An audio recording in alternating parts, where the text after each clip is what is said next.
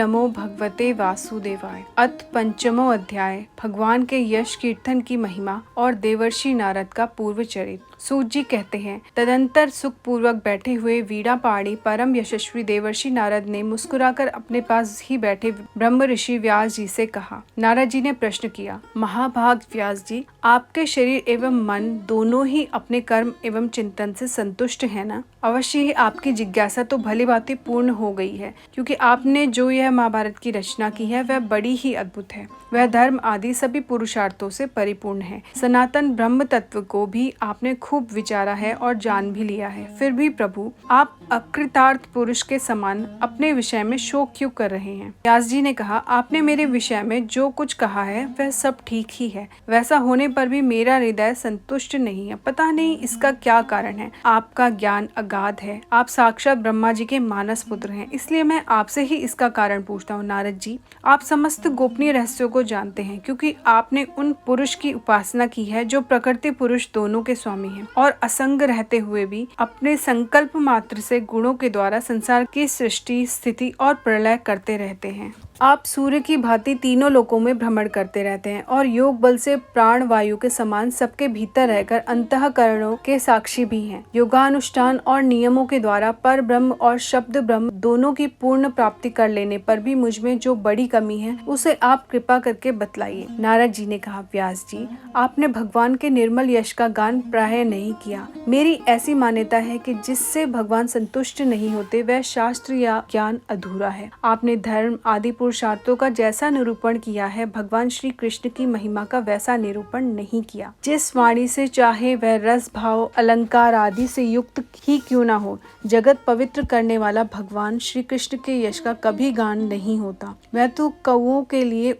उच्छिष्ट फेंकने के स्थान के समान अपवित्र मानी जाती है। मानसरोवर के कमनीय कमल वन में विहरने वाले हंसों की भांति ब्रह्मधाम में विहार करने वाले भगवत चरणारविंदाश्रित परमहंस भक्त कभी उसमें रमण नहीं करते। इसके विपरीत जिसमें सुंदर रचना भी नहीं है और जो दूषित शब्दों से युक्त भी है, परंतु जिसका प्रत्येक श्लोक भगवान के सुयश सूचक नामों से युक्त है, वह वाणी लोगों के सारे पापों का नाश कर देती है, क्योंकि सत्पुरुष ऐसी ही वाणी का श्रवण, गान और कीर्तन किया करते हैं। वह निर्मल ज्ञान भी जो मोक्ष की प्राप्ति का साक्षात साधन है, यदि भगवान की भक्ति से रहित हो तो उसकी उतनी शोभा नहीं होती। फिर जो साधन और सिद्धि दोनों ही दशाओं में सदा ही अमंगल रूप है, वह काम्य कर्म और जो भगवान को अर्पण नहीं किया गया है, ऐसा निष्काम कर्म भी कैसे सुशोभित हो सकता है? महाभाग व्यास जी, आपकी दृष्टि अमोघ है, आपकी कीर्ति पवित्र है, आप सत्य परायण एवं दृढ़ व्रत हैं। इसलिए अब आप संपूर्ण जीवों को बंधन से मुक्त करने के लिए समाधि के द्वारा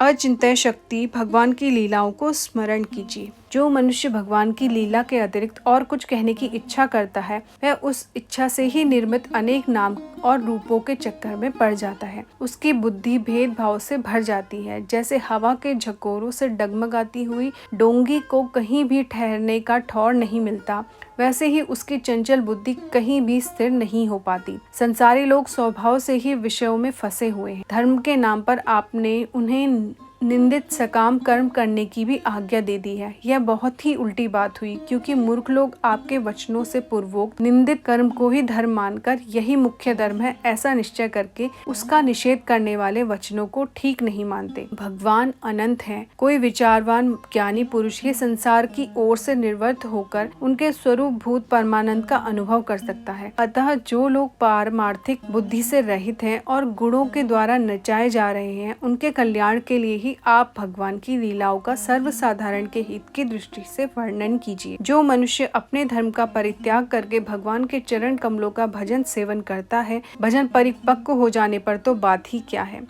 यदि इससे पूर्व ही उसका भजन छूट जाए तो क्या कहीं भी उसका कोई अमंगल हो सकता है? परंतु जो भगवान का भजन नहीं करते और केवल स्वधर्म का पालन करते हैं, उन्हें कौन सा लाभ मिलता है? बुद्धिमान मनुष्य को चाहिए कि वह उसी वस्तु की प्राप्ति के लिए प्रयत्न करे जो तिनके से लेकर ब्रह्मा प्रयत्न समस्त ऊंची नीची योनियों में कर्मों के फल स्वरूप आने जाने पर भी स्वयं प्राप्त नहीं होती। संसार के विषय मुक्तों जैसे बिना चेष्टा के दुख मिलते हैं, वैसे ही कर्म के फल रूप में अचिन्त्य गति समय के फेर से ही सबको सर्वत्र स्वभाव से ही मिल जाते हैं। व्यास जी, जो भगवान श्री कृष्ण के चरणार विंद का सेवक है, वह भजन न करने वाले कर्मी मनुष्य के समान दैवात कभी बुरा भाव हो जाने पर भी जन्म मृत्यु में संसार में नहीं आता। वह भगवान के चरण कमलों के आलिंगन का स्मरण करके फिर उसे छोड़ना नहीं चाहता। उसे रस का चस्का जो लग चुका है। जिनकी जगत की उत्पत्ति, स्थिति और प्रलय होते हैं, वे भगवान ही इस विश्व के रूप में भी हैं। ऐसा होने पर भी वे इससे विलक्षण हैं। इस बात को आप स्वयं जानते हैं, तथापि मैंने आपको संकेत मात्र कर दिया है। व्यास जी, आपकी दृष्टि अमोघ है। आप इस बात को जानिए कि आप पुरुषोत्तम भगवान के कला अवतार हैं।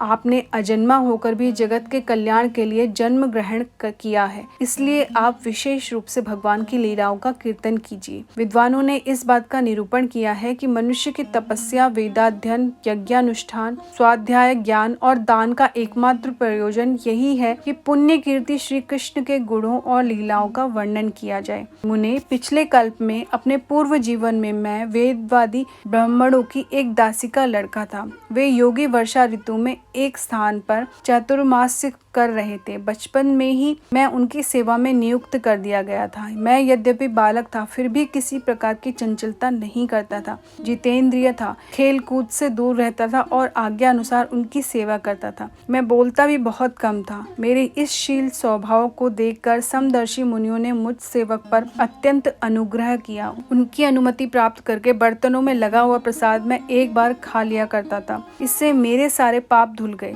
इस प्रकार उनकी सेवा करते करते मेरा हृदय शुद्ध हो गया और वे लोग जैसा भजन पूजन करते थे, उसी में मेरी भी रुचि हो गई। प्यारे व्यास जी, उस सत्संग में उन लीला गान परायण महात्माओं के अनुग्रह से मैं प्रतिदिन श्री कृष्ण की मनोहर कथाएं सुना करता। श्रद्धा पूर्वक एक एक पद श्रवण करते करते प्रिय कीर्ति भगवान में मेरी रुचि हो गई। महामुने, जब भगवान में मेरी रुचि हो गई, तब उन मनोहर कीर्ति प्रभु में मेरी बुद्धि भी निश्चल हो गई। उस बुद्धि से मैं इस संपूर्ण सत और असत रूप जगत को अपने परब्रह्म स्वरूप आत्मा में माया से कल्पित देखने लगा। इस प्रकार शरद और वर्षा, इन दो ऋतुओं में तीनों समय उन महात्मा मुनियों ने श्री हरि के निर्मल यश का संकीर्तन किया और मैं प्रेम से प्रत्येक बात सुनता रहा। अब चित्त के रजोगुण और तमोगुण का नाश करने वाली भक्ति का मेरे हृदय में प्रादुर्भाव हो गया। मैं उनका बड़ा ही अनुरागी था, विनयी था। उन लोगों की सेवा से मेरे पाप नष्ट हो चुके थे। मेरे हृदय में श्रद्धा थी, इंद्रियों में संयम था एवं शरीर, वाणी और मन से मैं उनका आज्ञाकारी था। उन दीन वत्सल महात्माओं ने जाते समय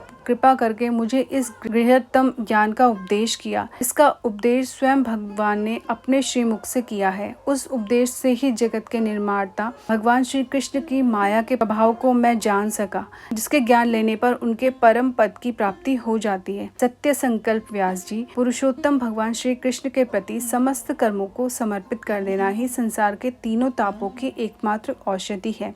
यह बात मैंने आपको बतला दी। प्राणियों को जिस पदार्थ के सेवन से जो रोग हो जाता है, वही पदार्थ चिकित्सा विधि के अनुसार प्रयोग करने पर क्या उस रोगों को दूर नहीं करता? इसी प्रकार यद्यपि सभी कर्म मनुष्य को जन्म मृत्यु रूप संसार के चक्र में डालने वाले हैं, तथापि जब वे भगवान को समर्पित कर दिए जाते हैं, तब उनका कर्म पना ही नष्ट हो जाता है। इस लोक में जो शास्त्र विहित कर्म भगवान की प्रसन्नता के लिए किए जाते हैं, उन्हीं से पराभक्ति युक्त ज्ञान की प्राप्ति होती है। उस भगवत अर्थ कर्म के मार्ग में भगवान के आज्ञा अनुसार आचरण करते हुए लोग बार बार भगवान श्री कृष्ण के गुण और नामों का कीर्तन तथा स्मरण करते हैं। प्रभु, आप भगवान श्री वासुदेव को नमस्कार है। हम आपका ध्यान करते हैं। प्रद्युम्न, अनिरुद्ध और संकर्षण को भी नमस्कार है। इस प्रकार जो मनुष्य चतुर्व्यूह रूपी भगवान मूर्तियों के नाम द्वारा प्राकृत मूर्ति रहित अप्राकृत मंत्र मूर्ति भगवान यज्ञ पुरुष का पूजन करता है, उसी का ज्ञान पूर्ण एवं यथार्थ है। ब्राह्मण,